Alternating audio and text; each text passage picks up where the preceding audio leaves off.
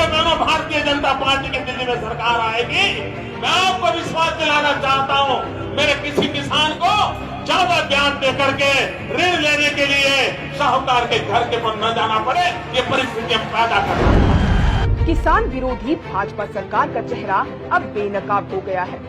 किसानों का नाम लेकर सत्ता में आई भाजपा सरकार अब उन्हीं पर जुल्म ढा रही है।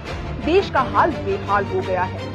एक तरफ सीमा पर मोदी सरकार के झूठ की वजह से देश के जवान शहीद हो रहे हैं, तो दूसरी तरफ बेरोजगारी से नौजवान मर रहे हैं और सरकार अब अपने इन तुगलकी फरमानों की वजह से किसानों को मरने के लिए मजबूर कर रही है।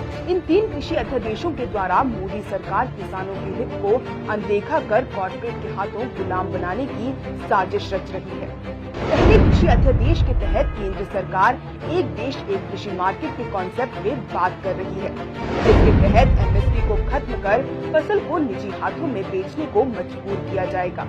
और दूसरे कृषि अध्यादेश के तहत सरकार 1955 के एसेंशियल कमोडिटीज एक्ट के तहत स्टोरेज पर लगी रोक को अब हटा रही है, यानी व्यापारी अब कितना भी अनाज जमा करके रख सकता है। जमाखोरी से महंगाई बढ़ेगी और किसानों को लाभ नहीं होगा।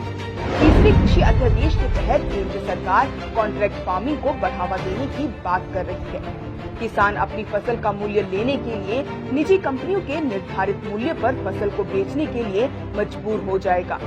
इसलिए पंजाब युवा कांग्रेस भाजपा सरकार द्वारा लोकसभा में पारित कराए गए किसान विरोधी अध्यादेशों पर अपना पुरजोर विरोध दर्ज कर रही है और जय जवान जय किसान किसान रोष ट्रैक्टर रैली 20 सितंबर चंडीगढ़ में युवा कांग्रेस द्वारा किसानों के समर्थन में की जा रही है।